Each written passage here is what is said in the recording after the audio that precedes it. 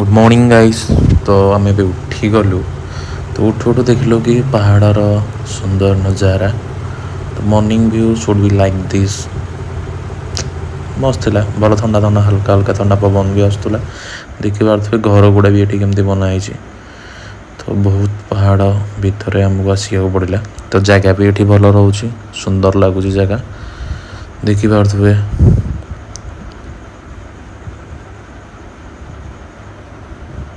तो ये जगह देखिए मतलब लगे कि जमती कि लैंड स्लाइडिंग एरिया गुड़ा मतलब लगे ये कनफर्म नुह होता है।